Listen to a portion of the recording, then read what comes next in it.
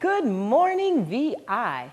Well, it's Decision 2014 when we, the members of the voting public, are asked to vote for a set of candidates for governor and lieutenant governor.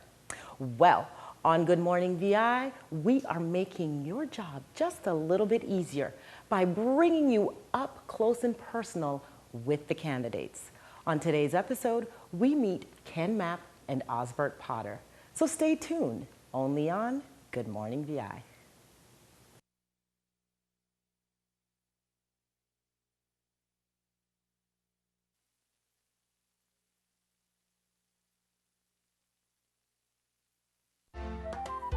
Wake up, VI!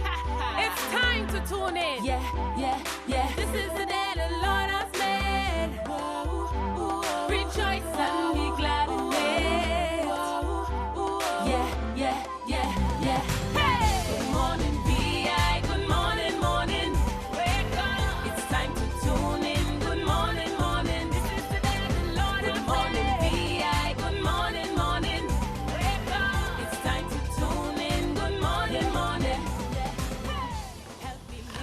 Good morning and welcome to Good Morning VI. It's the morning show for you to start your day right and walk through your day right. I'm Denise, and along with Lisandra and Dolace, we always aim to inform you and inspire you as we cover a variety of interesting topics important to our everyday lives and our community. Well, today is no different because election time is right here again.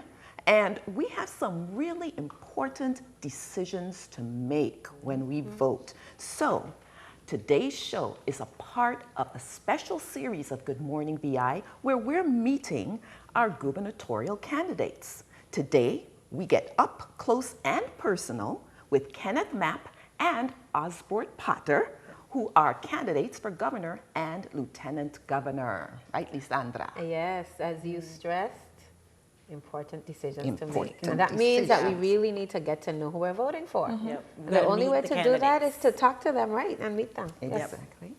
Get to really know more about Ken. Everything we Osbert. can. And Yeah. and the thing is that the candidates have paid for the opportunity to get on Good Morning VI so that we and our viewers will be able to get them, get to know them, get to know what them they're better. all about. So, but of course, before we get to all of that, we always start our day right. We start our day with a prayer, a scripture, and a word of encouragement. And Lisandra translates from English to Spanish for our Spanish-speaking viewers. Father, in the name of the Lord Jesus Christ, we praise and honor you this morning as we open our hearts to receive your mercy and grace. We speak peace, joy, divine health, and healing over our lives today. We rely on your wisdom, strength, and the power of your might within us to walk in victory and to be a blessing to others as we let your light and love shine through. In Jesus' name, amen. Padre, en el nombre de nuestro Señor Jesucristo, te alabamos y honramos esta mañana mientras abrimos nuestros corazones para recibir tu misericordia y gracia. Hoy hablamos paz, alegría, salud divina y sanación sobre nuestras vidas. Contamos con tu sabiduría, fuerza y el poder de tu fortaleza dentro de nosotros para caminar en victoria y ser una bendición para los demás mientras dejamos que tu luz y amor brille. En nombre de Jesús, amén. Amen. And today's scripture comes from the book of Lamentations. And that is Lamentations chapter 3, verses 22 to 23. Because of the Lord's great love, we are not consumed, for his compassions never fail. They are new every morning. Great is your faithfulness. Lamentaciones, capítulo 3, versos 22 y 23. Por la misericordia del Señor no hemos sido consumidos. Nunca su misericordia se ha agotado. Grande es su fidelidad y cada mañana se renueva. And of course, as always, that brings us to our word of encouragement. The word of encouragement today is God's mercy and grace are renewed every single morning in our lives. We receive his life-changing power every day through faith in him and His promises. So start your day by acknowledging and honoring God through prayer and worship, and consistently stand in faith for His promises. No matter what you're going through, you will receive hope, help, strength, wisdom, insight, life-altering power, and victory. Yes, girl, that's that a is package true. That's deal right that's there. a big package. That's a good package. That is a good package, right? And you know what I like in the verse, in the literal translation of the 23rd verse in Lamentations, it says that our faith is renewed. That's right. Every morning, right? Yes. Yes. Oh. Yes. That renewal. So you just of have to our wake faith. up. Yes, just wake up and it's a new day. Yes. It is a new day. And it's renewed. It doesn't That's the just point. fade away. You don't just get it and then it fades away, or His right, mercies right. you don't get. And that's what's so great. It's consistent. Praise Well, God. that's good. Good way to start the morning, of course. And stay tuned as we get back. We are meeting gubernatorial candidates. And that is today Kenneth Mapp and Osbert Potter. So stay tuned to Good Morning VI. Yeah, yeah, yeah, yeah. Hey! Good morning, VI. Good morning, morning. Wake up.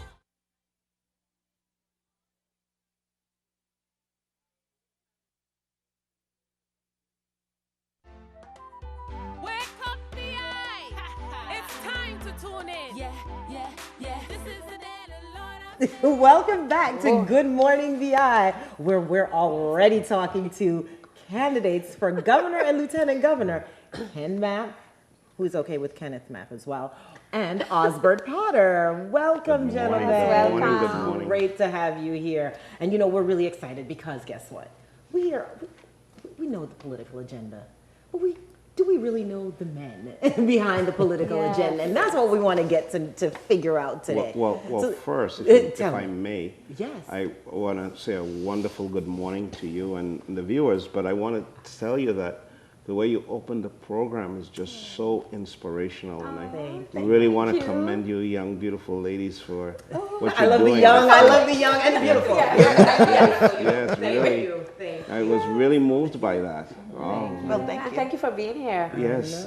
After we win in November, we have to get them on the team.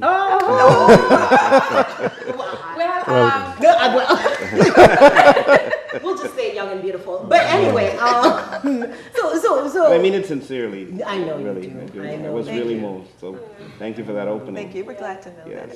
that. We are definitely, Having a good time so far, even Yeah. off camera. We were all smiles.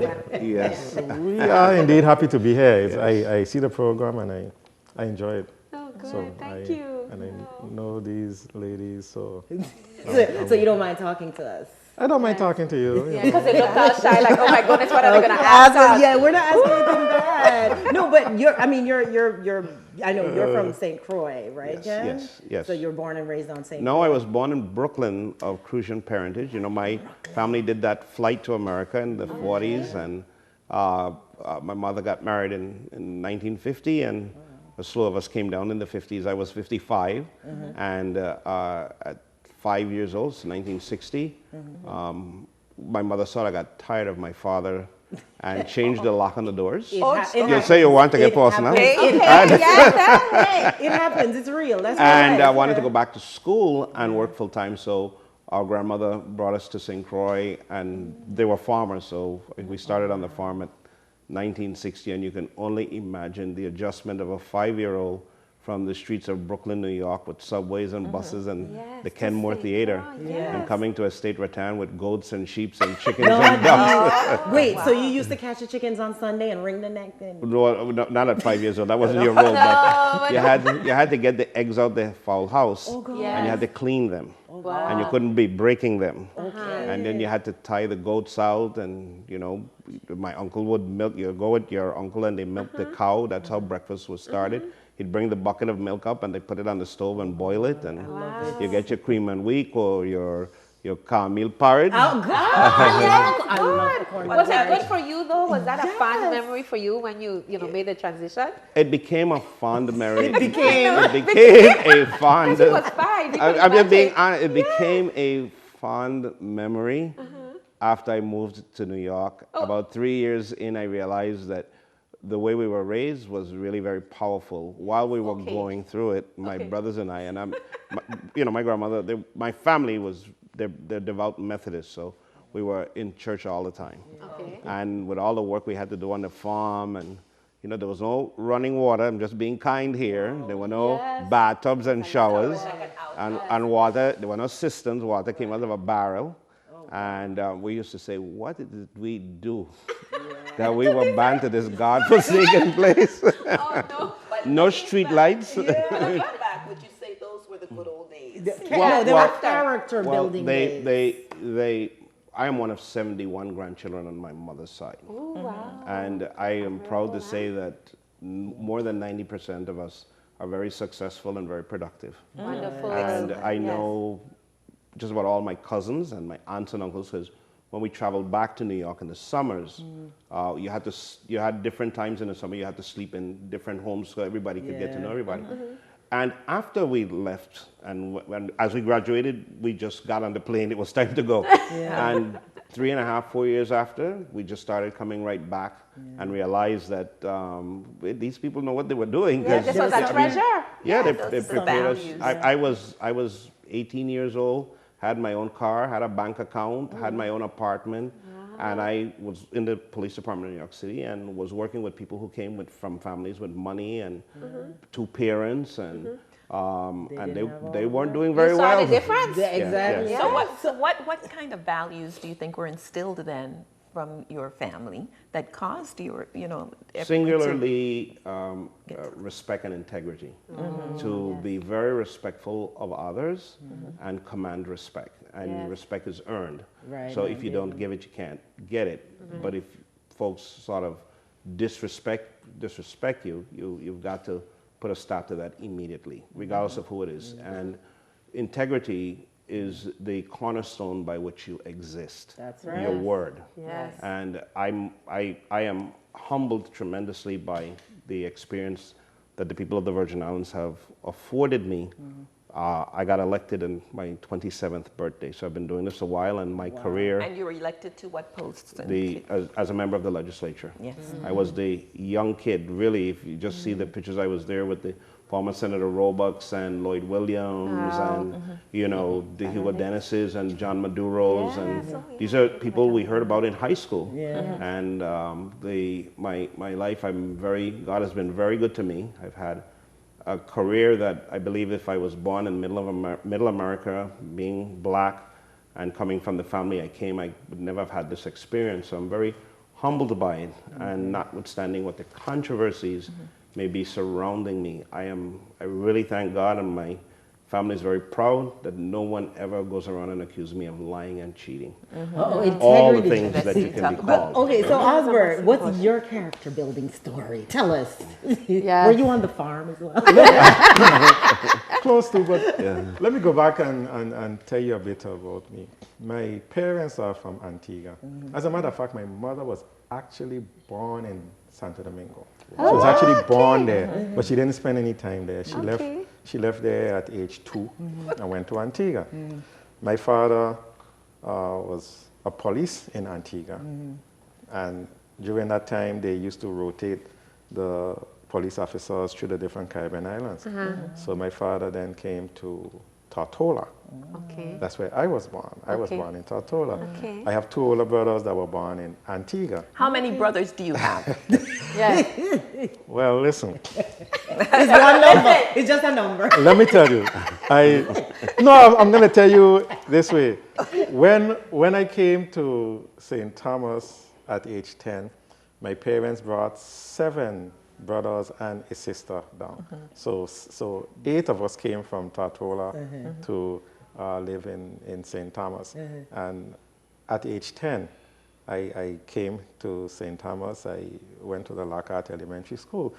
And that was a time that was good, and it was kind of bad because somehow I learned how to cook. At Cooking age is 10. fundamental. Listen, I learned how to cook at age 10. That is a beautiful Okay. thing. 6th grade in Lockhart School. What did you learn to cook first? Wait. I want you to cook. I learned how to cook in segment's about 6th to finish, but grade. go ahead. I learned how to cook in 6th grade in Lockhart School, age 10. Okay, guess what, Osbert? We're going to go to a commercial break. And we're going to come back. But Yeah, when we come 'cause we back, need to know. you're cooking at age 10 in grade 6 at I Lockhart know, I want to Elementary. know why. Stay tuned. We're getting up close and personal with these guys. That's All right, when we come back to Good Morning VI. Yes, and it's some. Rejoice and be glad in it. Yeah, yeah, yeah.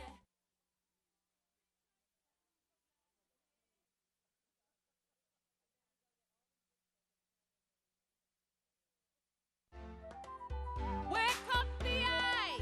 It's time to tune in. Yeah, yeah, yeah. This is the Good morning, VI. Welcome back. And we're here with our candidates, Ken Mapp and Osbert Patter, and we're having a really good time. Osbert was just telling us that at 10 he was cooking. If he could tell me exactly what he was cooking at 10. Listen, I know it's in today's age, 10 years of age, you probably don't even know how to boil an egg, okay? Much less boil macaroni and all of that. Right. But at age 10, I actually learned how to cook. We were living right where the Lockhart Gardens is now. That's where we used to live. Grand Union was right next door. Yes. I used to go to Lockhart Elementary School. And I learned to cook. I used to watch my mother cook, and I used to always have this passion of wanting to learn how to cook. But you're still saying what you were cooking. Wait, I come in. But you're you cooking know. now. The first thing that I actually cooked, learned to cook, was a recipe I found in a book. It was with ground beef and rice mixed up in like a ball. Like a rice meatball. Yes. Okay. I learned how to do that. It came out good. I cook it for them and they loved it. And when you say them, you mean you cook for all The your brothers family, and everybody, your sisters? mother, Yes. everybody. Brothers and Yes. sisters. The adults too. Yes. Wow. The So- seven brothers, the one sister and the two parents. Yes. You cook for a whole So listen, this is how it used to work. After school, I used to have to come home from Lockhart school, rush home, defrost the stuff, season it up, and cook. Because my mother and father used to work. Right. Oh, wow. My brothers used to be outside playing marble and playing ball, and I had to cook. Your I didn't older like brothers it. or younger My younger brothers, my older brothers, they were the smart ones. They got like little jobs at Grand They were Union. out of the house. They got little jobs at Grand Grand Union and Pueblo, and they were not there. I had to cook. So Right. I cooked stew chicken. That's easy stuff. Stew chicken and rice. I did curry chicken. I did mutton. I did. Mutton, okay, now the I mutton did- was soft. It was in the pressure cooker. I need No, to no, no, I understand. never At did no 10? pressure cooker. At 10, listen, I know it's like almost unbelievable, but when I tell people that, 10. Yes. Did you have to stand on a little chair? No, really. But he's pretty tall, But- so maybe he was tall. Listen, I mean, when you see my brothers, you can ask me, because all my brothers can cook. All my brothers can now cook. I did saltfish and dumpling, and all of those stuff I learned how to cook at Dumpling? age 10. I used Yes. to have a hard time cooking dumpling. They don't like But me one by day, that time. one day I actually messed up in the kitchen, okay? I was cooking mutton, the same mutton you're talking about. I was cooking mutton, and I was also playing football outside. Oh, The mutton burned. Oh. You burn. and that was the dinner. And that was dinner Yes, for the family. mutton bun, and I there wondering what am I going to do, because I can't tell them we don't have no food. So what I did, I cut off the bun part of the mutton. Each piece. I had to do it. I cut off each of the bun, bun okay. part of the mutton, throw that away, and I redo the mutton, like put more water in And it it come more. out And good? everything. That's You could have still, resourcefulness. you could have still taste a little little- yeah, bun. the smoke My father taste. wanted to know what happened there. And it was less mutton that he thought, right? Less mutton, but I got away with it. I had to fess up and tell them what happened and all of that. But I never bought mutton again after that. There you go. He's still cooking mutton to this day. though. What kind of values do you think that you learned from just your experiences Well, in cooking and everything else? Responsibility. Responsibility, you know, you know you can do things, you know that nothing is too difficult. You understand? Right. And at age 10, realizing it then, I had no idea. I was just upset that I am the one that had to cook. And I can, right? Why do I have to live this Yes. life? I was upset. My brothers outside playing marble. My older brothers could have gone to work at But Grand you know Union. what? You did it. You Yeah. still came and you did it. Nowadays, age 10, you don't Right. even know how to boil an egg. Right. And Yeah. And the thing is, you right, and I think that's an important point that you stuck to it, even though it's not always the best job, it's not always the most pleasant job, right? But you learn diligence and how to be dutiful. Yeah. And I mean, Right. those are good qualities to have And as a still, leader. like, you know what? as well, And even you know? that story you told us about the mutton, I mean, it got burned. But guess what? You tried to fix it because you wanted your family to be proud of you. Well, You know, because I'm sure while they were eating, you were thinking, wow, Listen, you know what? This I is good didn't- food. I'm cooking and they're proud of me because they like the food. What it is, I didn't want to get beat. You know what? All of that deep side. Yes, but later on, I'm sure you thought it. Yes. Later on, I'm sure you thought it. And you know, like Denise is asking, these values, you know, did these values bring you both together also for running this time? Well, we share a lot of common traits and mutual interest. And when we sat down to talk about the possibility, and I wanted to, and I was asking Osbert to consider running with me, we got into a conversation, and we really expected to spend about 2 hours together, and spent about 5, and just on the first meeting.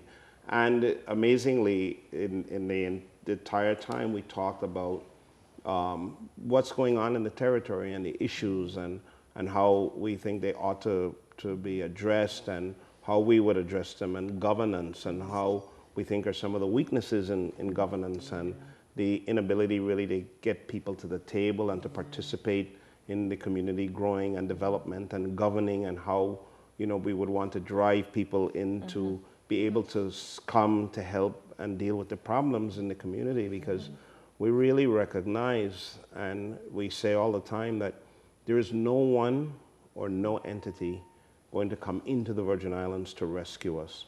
And in the discussion too, it was important that we cover the relationship between the governor and lieutenant governor, because that is something that we have seen right in front of our eyes that have really been to the detriment of the territory. And a good, solid working relationship with mutual respect, okay, is critical for the territory to move forward.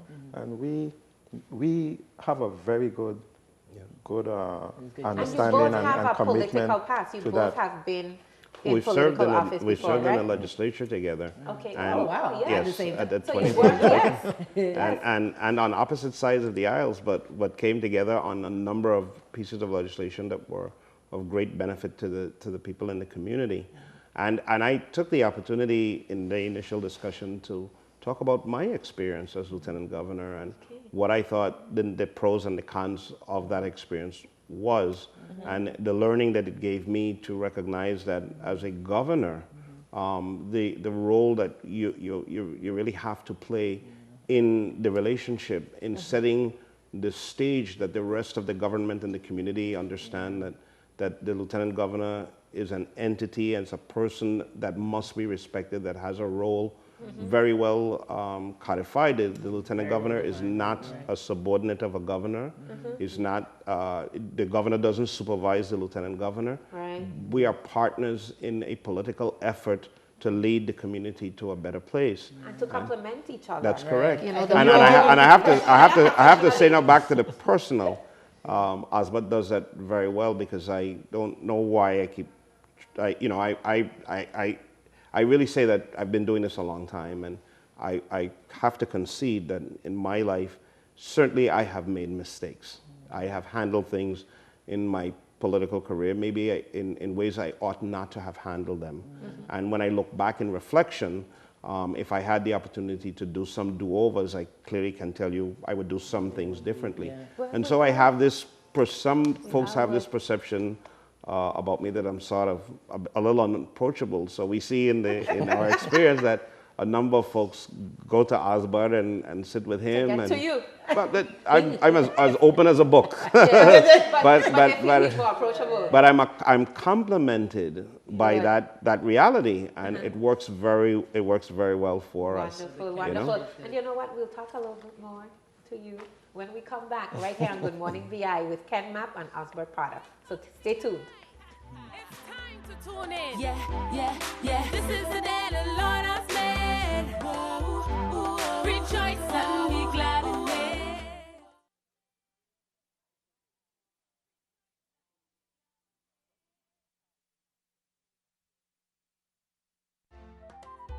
Wake up, VI. It's time to tune in. Yeah. This is the day the Lord has made. Welcome back to Good Morning VI as we are meeting our gubernatorial candidates, and today we have Kenneth Mapp and Osbert Potter, yes, here in our studio. And we've been really having some great discussions because we're getting up close and personal here. Really It's not just about politics, but really getting to know you. Really And, enjoying it. and you know, what I really want you to tell us, I'm starting with you, is what is it about your background? Tell us something about your background where you have been, you know, serving the community. Yes. Because, you know, want to see, like, other than just vote for me, or you're, you know, I know that you served in the legislature. What about you? Well, I'm a graduate of St. Croix Central High School, and I ran off to New York, and I started my work career in the New York City Police Department as a police trainee. I worked in the 83rd Precinct in Brooklyn. We had a lot of gang violence and a lot of homicide, a lot of drugs on the street. The New York City had serious financial problems, so when I got to, at the age of 21, I wanted my badge and my gun, and they wouldn't promote anybody because they had no money. And the Virgin Islands, so I had to, you just stayed as a trainee. And so the Virgin Islands Police Department was recruiting, and a family friend met me up in Brooklyn at his sister's home. And he said, well, you know, you should come home. And I go, like, really? And he said, yeah, they're modernizing the department. And so I came, and they really were. And you became a police officer? I became a police got your officer in the badge Virgin and your Islands. And given our experience, I was a juvenile officer. I worked with families very early. And I got elected as president of the police. I served as Governor Louis' bodyguard for about 4 years. And I got elected during that time as the president of the Police Benevolent Association. And we had this contract negotiating process, and it was very public. And Dr. James from St. Croix thought that I could better serve the community in other positions, and really pushed me. I had no ambitions for public life. So what other positions? So I ended up in the legislature. Oh, So you ran for the 27. legislature? At that point in time. So, That's how I got there. So how And long were you in law enforcement in St. Croix? Totally the Virgin Islands? in law enforcement, 77 to 84, so roughly 7 years. Wow. And then you became a senator. And then I became I don't know, yeah, that's exactly the kind of senator I was. And so I served about, I mean, I was the chairperson of the Committee on Public Safety and Judicial Affairs. And I had a friend that was close. We were from high school and everything. And she had gotten divorced. She had about 4 or 5 kids. And her husband murdered her in domestic, very, very violently. And it drove me into this whole issue of being aware of what was going on. In those days, we didn't have domestic violence statutes. And with Mary Mingus, who was a lady who was a victim herself, was pushing for domestic violence laws, and Jada Finch Sheen was the Attorney General. So we formed a team, and that's how we enacted the first domestic violence statutes in the Virgin Islands. So would you consider that was one of your major accomplishments? Because that was statute, one of when them, that yes, happened, yes. that's And there was not a climate was for that, huge. but Yes, very, very significant. Yes. And I served in the Industrial Development Commission under Bill Roebuck, which is now the EDA. And really learned about going and attracting companies to the islands. And I was director of the Consumer Services Administration, and Osbert will tell you he was the commissioner of the same agency. Oh, wow. Yeah, Wow. yeah.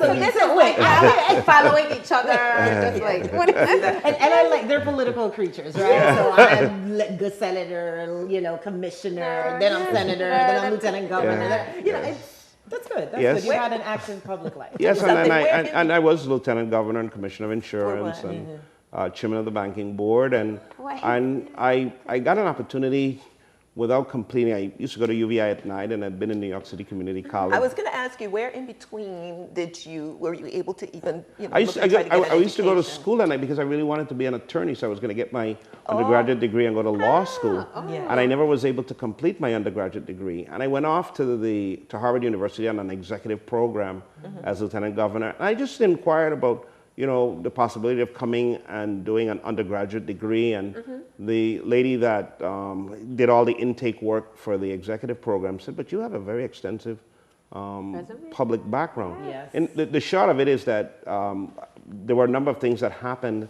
And I was offered an opportunity to go to Harvard to study for my master's degree in public administration. And I did that following my stint as lieutenant governor, and I was successful at doing that. And I came home, and Governor Turnbull offered me the opportunity to serve as the director of the Public Finance Authority. And literally under his leadership, we were able to do a lot of big things for the Virgin Islands. Now, let me say in between that as part of my community effort, I'm one of the founding members of what was then the St. Croix Community Crime Committee, when we were really experiencing a lot of violence and particularly among young people. A group of citizens, we got together in St. Croix and formed an organization that really dealt with this whole issue, that helped to drive the canine units and bicycle squads and those type of We're things. seeing the fruits of a lot of that. Yes. And we're going to get Yes. to more of that and how you would address crime and violence. Yes, and sure. just want to hear from Osbert. What he's been doing. Other than cooking. Other than being a commissioner. What else in your background? I serve as, well, I was fortunate to be elected to the legislature, the 20th legislature, so I serve in the 20th and 21st legislatures of the Virgin Islands. As you know, during that process, I teamed up with Ali Petras, and we did something that was very unique around here. We did a joint campaign for the Senate, where both of us were out there campaigning. Yes. Oh, on the same ticket? Yes, both of us were campaigning for each other, with each other, and pushing each other's agenda, and that was unique, and we both were successful with it. So I did the 20th and 21st legislature of the Virgin Islands. I then served as Commissioner of Licensing and Consumer Affairs. I did that, in the Snyder Mapp administration. And after that, I spent 5 years full-time as the Public Affairs Officer with the VI National Guard. You know, I served 23 years overall with the National Guard. With the National Guard. Yeah, so I have been a commission officer all that time in the VI National Guard. What about activities in the community with you? What's your passion in your service in the community? Mr. Calypsonian. No. I like preserving the culture, and what I do a lot of is promoting our local musicians and calypsonians. I love that. And don't you have a radio show? Yes, it's called Strictly Local with Osbert Sweetback Potter. What? Where does that come from? No, that's a long story, and we really don't have enough time. We don't. Off camera, we don't. But then I also do. I also do What else have you done? an annual. I also do an annual calypso show where we. It's called a boy, big man calypso show, and that is an opportunity for the calypsonians to all, test themselves by getting a single topic, and they all see how they will approach the topic, because people approach things differently. So it's always a fun thing trying to see how the calypsonians approach a single topic and who will do it in a comical way, who will do it in a serious way, and all of that. So I enjoy doing that. One of the things that I have also done, I've instructed at UVI for 14 years. I used to instruct data processing and data computer operations and computer programming. Did you attend He's UVI? fine because he's saying he was a professor. He was a professor. I was a part-time instructor.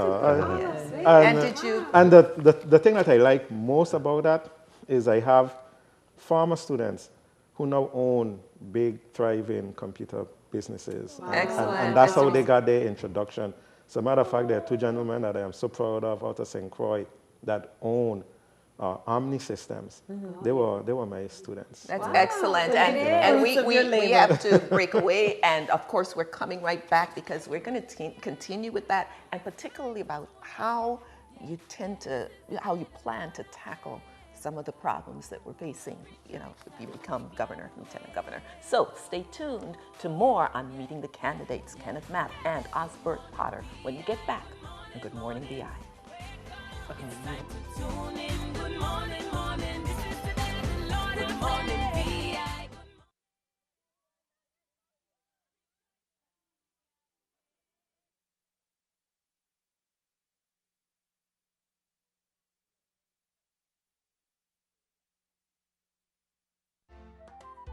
Wake up, VI. tune in. Yeah, yeah. Welcome back to Good Morning VI, where we're getting up close and personal with Ken Mapp and Osbert Potter, who are running for governor and lieutenant governor, respectively. They've been a blast so far, talking about their backgrounds and growing up and cooking at age 10, and Their values and life, values and that they've milking learned. cows, but they're serious politicians as well. And you are running for a very serious office. Yes. And so, you know, we've talked a lot about your background and your values, but you know, how does some of that translate into the priority areas for you during this campaign? The big issues in the Virgin Islands is that so many families and homes and folks are struggling under the burden of the high cost of living in the Virgin Islands. Yes. So many of our people have been forced to just simply give up and move away and go to other communities. So many of our children who graduate from school and go off and go into the military and to the universities and get their degrees, there really isn't any opportunities to come back and work and build the Virgin Islands. Right. So we're really building other communities. You know, one of the recent reports out of the federal government says that over 50,000 people that identify themselves as Virgin Islanders have permanent residence on the U.S. mainland. And that is clearly an indication of our inability to have created an environment to really get folks back home. So our big issues is the economy, the creation of jobs, the high cost of living, which is driven tremendously by the high cost of electricity. So what's How your do you, plan? yes, Yeah, what are you going to do about it? Everybody, the Really vision. What's the vision? Very, very. As you're out and about meeting people, as we see Yeah. here Yes, in some of yes. these slides. Very succinctly is before we can get to fixing the economy, we really have to get into dealing with the high cost of energy and how we're going to do that. And we agree that some of the work that the Water and Power Authority is doing now to diversify the way we create electricity by using liquid propane, it will have a reduction in the cost of electricity. But we can't stop there. 4 years ago, we paid 26 cents a kilowatt hour for electricity. Today, we're paying 52. And it is 4 times the national average. So what we want to do is to drive 2 main things in WAPA. Further diversification of the way we produce electricity by using solar, wind, even burn some coal on St. Croix because coal still remains the largest commodity by which we produce electricity on the U.S. mainland. And the average cost of current on the U.S. mainland is 9 to 11 cents. Oh, wow. Yes, and we have to diversify. In addition to that, the generators that WAPA use to produce power, they're huge, 10, 15, 20 megawatt generators. And as you've seen across the territory, people are using more, as the costs come down, people are using more solar and wind energy. So in the day, they're doing net metering, they're not drawing from the Water and Power Authority. But because these generators are so huge, WAPA has to produce well beyond its demand. And you can't store electricity. So all that excess oil and all that electricity that's going in the wind in the day, because you can't ramp down production, because these folks are coming back on in the evening when the sun is gone, What's the solution? you get smaller generating units. So as you diversify how you're going to produce electricity, and you have to get the generators to use those commodities, Right. then you get smaller capacity Where we gonna get the generators. money to buy Like for right out of the money you're paying now. In 2013, we paid $250 million just for the oil. Of the 52 cents a kilowatt hour that we pay for current, 40 cents is just the oil. So if you produced the same amount of electricity that we produced in 2013, and let's say you had used just coal, we would have only spent $25 or $30 million, not $250 million.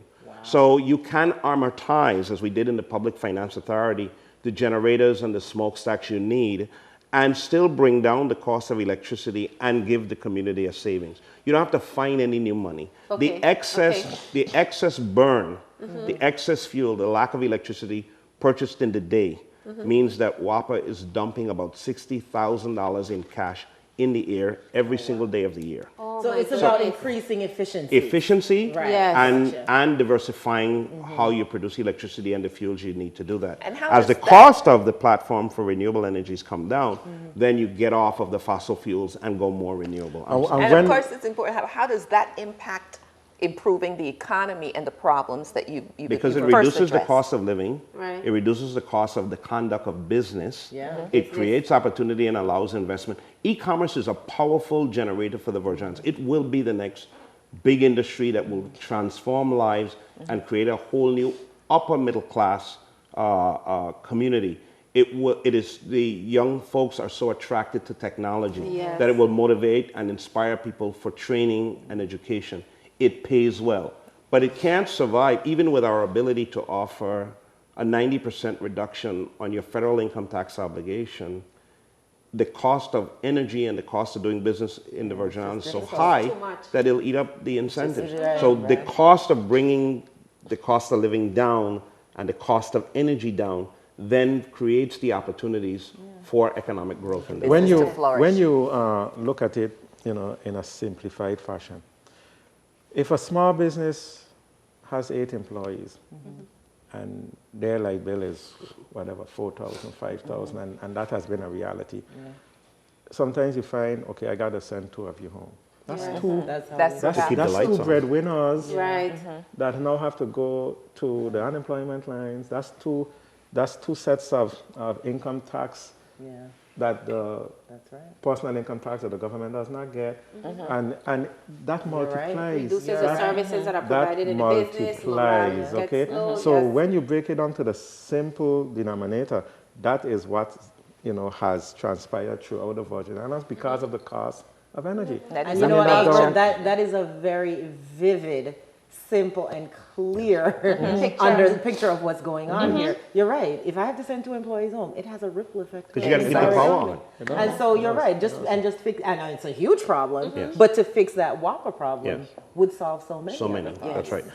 A half a gallon of milk. I shop for my mom, and a half a I gallon. know we heard about that, but go A ahead. half a gallon of milk when I have to get it from my mom is $6.99. So a gallon is $14. Yes. A gallon of milk on the U.S. mainland is $2 and change. Yeah. Oh, A we loaf won't of even bread, talk about $5. orange juice, Yes. which is Oh, And $10 right here across a the way, gallon. as a matter of fact, right here across the way in Puerto Rico, when I was visiting the other day, the guy at the desk was saying, "I heard that you all pay $12 for a gallon of milk." He was laughing. Yeah. He It thought was so it was- embarrassing. Yes, said he it's thought not it was funny. hilarious. He couldn't believe it, and we're so close. And we have families, we have children Yeah.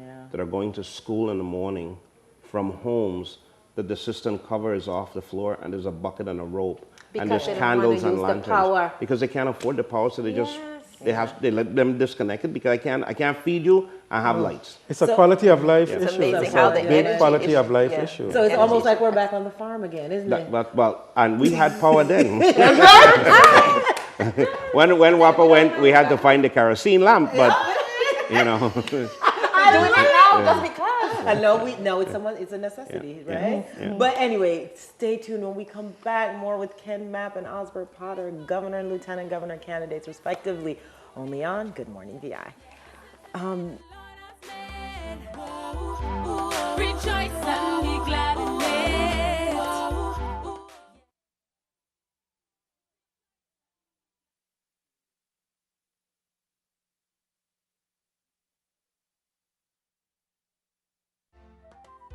Wake up the eye.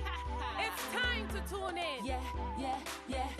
This is Good morning, VI. Welcome back, and we're here having a great time, very informative, and getting up close and personal with our candidates for Governor and Lieutenant Governor Kenneth Mapp and Osbert Potter. And you were talking a little earlier about taking care of your mom. That's very interesting to me. So you shop for her. What else do you do for her? Well, I'm a little shy about this aspect of it, but a little over 3 years ago, I became my mom's primary caregiver. My mom she's 85, but she's struggling with Alzheimer's. And I went the route of bringing someone into the home, and my mom only have sons, and this lady, a wonderful woman, came in and was taking care of my mom, and my mom thought she had the daughter of her dreams. And then, as Alzheimer's would have it, about 6-7 months in, she was a stranger to my mom, and my mom didn't want her there. And so I had to step in and take over, and that became almost a 24/7 sort of job. And I really want to thank the folks at the department, our local Department of Human Services, Ms. O'Reilly and her division, because one of my ministers recommended that I go and join the caregiver support group. Yeah. And I would be very candid. I said, okay, but I just thought it was like maybe like a 12-step program, and they were going to have me come in and say, my name is Ken Mapp, and I take care of my mom. And like, I said, okay, after that's done, what's next? Yeah. But literally I went and I met so many other families in this territory that are struggling taking care of loved ones, elderlies, husbands, brothers and sisters, parents. And What kind of challenges have you learned from well, them, the first thing I learned was I from your thought I was in a Category 5 hurricane with my mom, you know, because Alzheimer's is very, very challenging. Yes. But I really realized I was just with a light breeze and a few scattered showers, because when I listened to the others, really people were already having tremendous problems and then didn't have resources to do services that we have the resources that we were able to do for our mom. So how do you plan to address that? as Well, part that's of the your- big, yeah. that's Bring the some reality, change. and that goes to, you know, there's so many programs and benefits on the federal level under the Department of Health and Human Services that we don't access. And we don't access because we don't even have good health data collections in the Virgin Islands. And we don't have that because we don't have good technology platforms in both hospitals and the Department of Health. And so one of the first things we're going to have to do, and I know, please don't not vote for us because of this, but I went through this in the PFA because we were going to pay to have the hospitals and the Department of Health on the same technology platform so we could get to data collection. And I have to thank Dr. Cor Christian for giving us that lesson. And they were just arguing about, well, I have my system and I like it, and they just said, I have my system, and that's a decision for at the gubernatorial level, and we just have to go in and say, you're costing us quality health care and dollars. So there's no more time for jurisdictional arguments. This is going to be the policy, and this is what we're going to roll out and get done. We could not even enter the 16 qualifying health exchanges or the National Exchange Program under the Affordable Care Act, Obamacare, that was made applicable to the Virgin Islands simply because we don't have the technological platform to enter the exchange. So all those new dollars that would pay for uncompensated care at $40 to $60 million a year, we don't have them. Just because people can't get the simple things done. So Ken and Osbert are going to fix this. Exactly. And we don't want to be, I want to be clear that we're not going in and saying that these are our ideas and this is what has to be done and you have to do it this way. What we're saying is that we understand what achieving these objectives would mean to improving the quality of life of our citizens. And those that are empowered and hired and the community that it's going to affect have to have say it, have to help us, have to give us ideas. But we can't talk forever. Right. We have to get to a point where we recognize these are the goals and benchmarks we must achieve, and these are the timelines in which they have to be done so they can roll out and benefit the community. And you must understand, the leadership has to lead. The leadership has to take charge and have a focus and have a goal and make sure that it's implemented. You just can't go and sit down and say, okay, I'm the leader now, I made an achievement. But there's work to be done. There's a lot of work to be done in a lot of areas. That's going to take energy, that's going to take imagination, that's going to take, you know, a driving vision and innovation to get it done. And, you know, it starts the day after election. Because the day after election is done, you know, the work begins. So even though there might be 50-something days before election, when that happens, you know, the clock starts again because we have to roll out from day one with meaningful plans and approaches to resolving our problems. The problems are many and vexing. And what Osbert is saying is so vital because as we sit together to form a cabinet, when we talk to folks about joining a cabinet, we have to be able to describe to them what our vision is because they need to recognize that when they go into a department and agency and say, I am prepared to accept the job, that we're not giving you a car and a telephone and a big office. We have an agenda of work that needs to be performed, and we want you to understand the Virgin Islands we see if we do the work, and what your role and action in that job of governance is going to be that we need you to accomplish.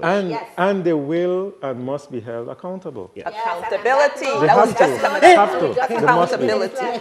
Because this has been so interesting. And we're going to be right back with Ken Mapp and Osbert Potter, so stay tuned.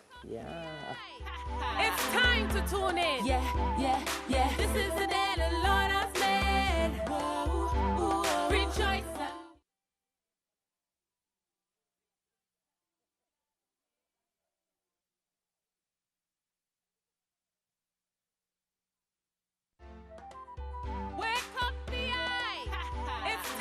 tune in. Yeah, yeah, yeah. This is the day the Lord has made. Welcome back to Good Morning VI, as we have been talking to gubernatorial candidates, and today we've been speaking with Kenneth Mapp and Osbert Potter, and it's been very interesting. We've been getting up close and personal, not just political, but up close and personal. And thank you so much for joining us and sitting with us, and letting us and our audience know about what you are all about.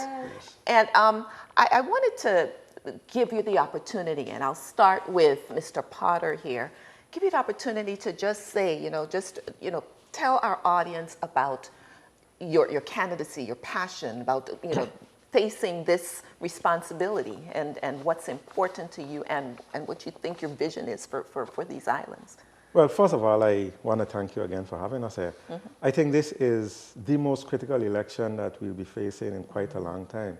Mm-hmm. And personally, when I jumped on board and decided to run with Kenneth Mapp, it was because I was 100% convinced that he was the best person for the job right now. Mm-hmm. And I think from day one, you need a team that's ready to jump in and try to resolve this crisis that we are in. We are in a crisis. Mm-hmm. And this is no time to just play party politics and say, okay, I am voting for this person because they belong to this party. We see where party has gotten us. Mm-hmm. It's time to vote for the people, the individuals that you feel confident in, the individuals that have the background, the individuals that have that kind of experience and that kind of passion to go ahead and do what's needed to be done. I am extremely passionate about the idea of being lieutenant governor, because I think in the past you have had lieutenant governors that have not shown as much initiative in doing the additional things outside of banking and insurance and their statutory So are you saying responsibility. that you would be more active, that if Of you're course. lieutenant governor, you would be more active I must be. in the vision? I must be. Complementary. I must be. There are so many things to be done, and your passion must be there. If your passion is not there, it doesn't get done. Excellent. Well, now for Kenneth Mapp, candidate for governor, Thank you. tell us about your vision, your passion, and what we need Thank to you know. so much for having us. It's been wonderful, and really, really, really enjoyed this time with you this morning. We're running because Osbert and I care. We care because we grew in this community, and this is our home, and we know our people. We come from families that have struggled and have challenges, and we've learned to overcome them, and we've learned the ethic of hard work and responsibility. And all we are bringing and offering the voters and the community is that we're coming with clean and pure hearts to tackle the issues, to involve the community, to make decisions, and to implement actions that improve the quality of life for our people. We just want a better Virgin Islands for you, and we want a better Virgin Islands for us. And we all have to sit to the table and eat, not just a few of us. So we ask your audience and your fans to consider myself and Osbert for your next governor and lieutenant governor. And we are number 3 on the ballot. Well, thank you so much. I think the first step is really getting to know you and getting, Yes. and I think that's done today. That. So thank you again so much. And of course, we have our assignment. Our assignment is take time every morning to acknowledge the great and awesome life-changing power of God in your life. Every morning. And then, of course, our confession. The confession is, I consistently hold on to my faith in God as I receive peace, joy, wisdom, strength, and victory every day of my life. Thank you so much for joining us, and we look forward to seeing you on our next episode of Good Morning VI. This is the day the Lord has made. Rejoice and be glad.